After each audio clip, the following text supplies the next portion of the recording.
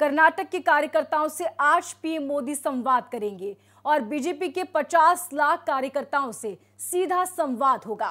BJP के booth कार्यकर्ताओं को वर्चुअली संबोधित करेंगे पीएम मोदी। महत्वपूर्ण केंद्र बना है। रिकॉर्ड निवेश भारत में हो रहा है। डबल इंजन सरकार के कारण इसका बहुत बड़ा लाभ कर्नाटका को मिला है।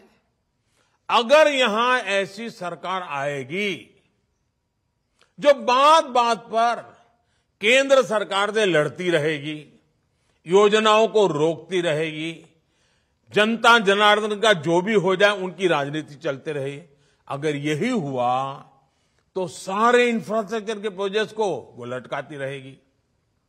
हम रोड बना चाहेंगे, वो जमीन संपादन का काम ही धीरे धीरे करेंगे।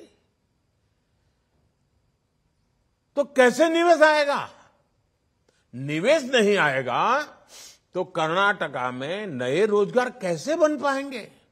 यानी डबल इंजन की सरकार का न रहने पर जनता पर डबल मार पड़ती है। और आप देखिए, आप सामान्य नागरिक से बात करते ये भी बता सकते हैं कि देखो भाई, ट्रैक्टर है, हम बहुत बढ़िया काम करता है, लेकिन ट्रैक्टर का एक पहिया आप मारुति कार का लगा दें तो बताइए वो ट्रैक्टर चलेगा क्या? किसी के काम आएगा क्या? वो खुद ही अपनी उसमें बर्बादी करेगा कि नहीं करेगा? जैसे एक ही प्रकार की व्यवस्था गति तेज देती है, वैसे ही डबल इंजन की सरकार गति तेज देती है। छोटी छोटी बातें लोगों के साथ बैठ करके समझाइए, मतदाताओं के साथ चर्चा करके बताना चाहिए और बूथ लेवल पे बताना चाहिए। लंबे लंबे बड़े भाषण करने की जिम्मेवारी जिसकी है वो करेंगे। हम कार्यकर्ताओं को तो बूथ को ही जीतना है और बूथ पर ही हमारी शक्ति हमें लगानी है। तब डबल इंजन सरकार का असली मतलब समझ लोगों को आ जाएगा। साथियों, जब भी भाजपा को सेवा करने का मौका मिलता है तो विकास की स्पीड और स्किल दोनों बढ़ जाती है। अब जैसे कुछ पार्टियां कह सकती हैं कि वो जब सत्ता में थी तो वो भी आवास से जुड़ी योजनाएं चलाती थी, तो ऐसे में भाजपा अगर आवास से जुड़ी योजना चला रही है तो उसमें नया क्या है, ऐसा बोलते हैं।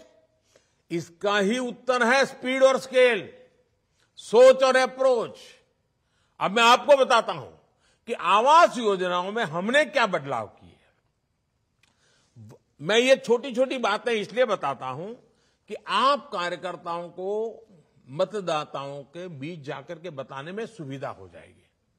2014 से पहले की योजनाओं में एक घर बनने में 300 दिन लगते थे। अब हमारी योजना में 100 दिन से भी कम समय में घर बन जाते हैं। पहले घर का आकार 20 वर्ग मीटर होता था, अब घर का आकार 25 वर्ग मीटर होता है।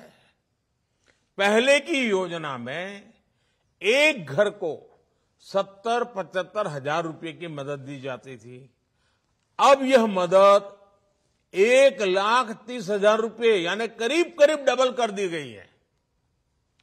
इससे भी बड़ी बात यह है कि ये पैसे अब सीधे लाभार्थी के बैंक अकाउंट में भेजे जाते हैं।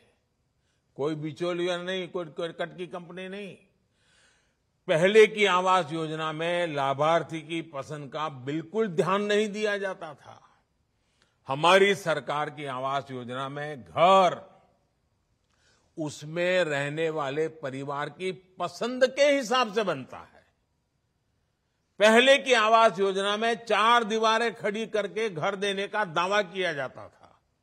आज घर, बिजली, नल से जल, टॉयलेट, एलपीजी कनेक्शन जैसी अनेक योजनाओं को साथ साथ दिया जाता है।